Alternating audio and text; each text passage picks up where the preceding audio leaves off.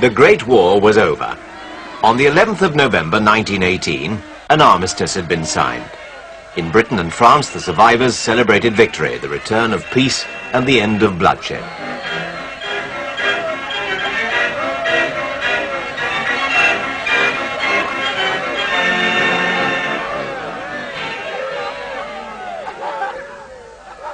They'd left behind the nightmare lands of death and destruction created by 4 years of war. The cost of those years was almost beyond imagination, but somehow, somewhere, that cost would have to be counted. And the defeated would have to pay the price of peace.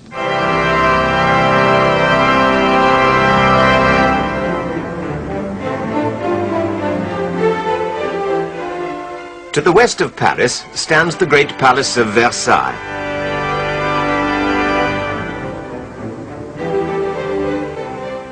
It was here that the peace treaty with Germany would eventually be signed.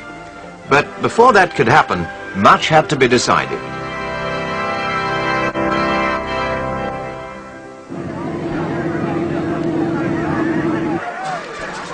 In January 1919, 2 months after the armistice, the delegates of the victorious powers arrived in Paris for the peace conference to draw up the terms to be offered to the defeated countries.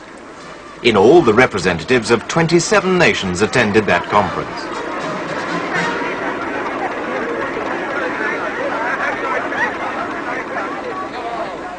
But of all the statesmen who came to Paris to settle the peace, the most important were President Wilson of the United States, Georges Clemenceau, the French Premier, and Lloyd George, Prime Minister of Britain. Each had very different ideas of what to do about the central problem of Germany. Clemenceau, like most Frenchmen, knew what he wanted out of the peace: revenge, reparations for the damage the French had suffered, and guarantees that a similar war would never, could never happen again.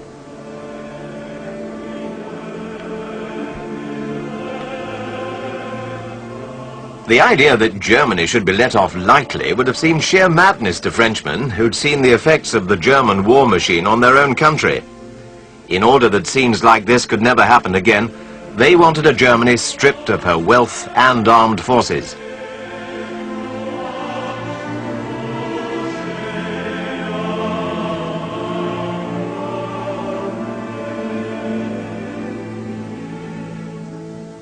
In contrast, Woodrow Wilson appeared to promise a just and lasting peace, not punishment. Europe acclaimed him as the great and good man from the New World.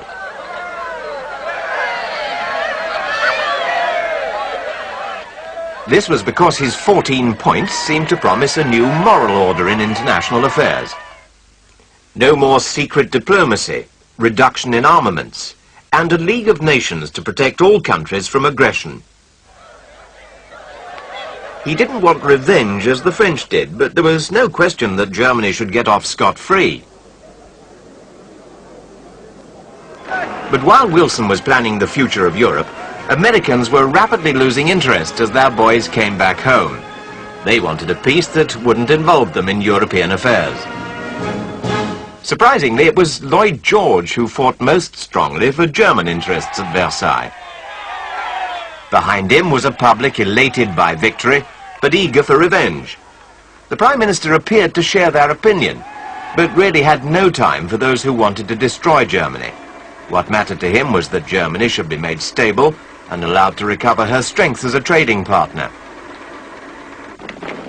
This was the kind of Germany he feared, a land of miserable refugees, poverty, homelessness and starvation. All conditions likely to provide a perfect breeding ground for the new disease from the East, communism.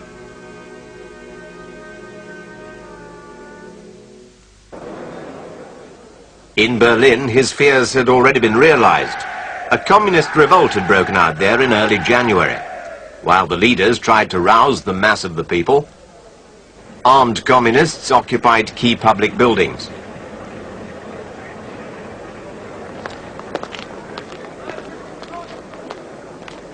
This was a direct challenge to Ebert, acting president of the new German government.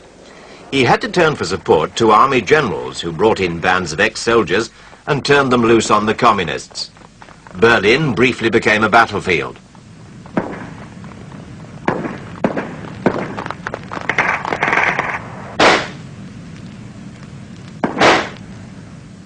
Within a week, the revolt was crushed. Communist leaders were rounded up and some brutally murdered. Post-war politics in Germany were off to a bloody start. Meanwhile, in Paris, whilst the German government was squashing the threat to its own existence, the Allied leaders were arguing their way over the whole future of the German people. Under their hands, the map of Europe was drawn and redrawn again. At last, after more than 3 months of discussion, they presented the terms of their treaty to the Germans. Germany lost land in the east, the west and the north. In the east, the most important of those losses was the wide strip of territory given to the newly independent Poland, separating East Prussia from the rest of Germany. While on the west, France took back the provinces of Alsace and Lorraine,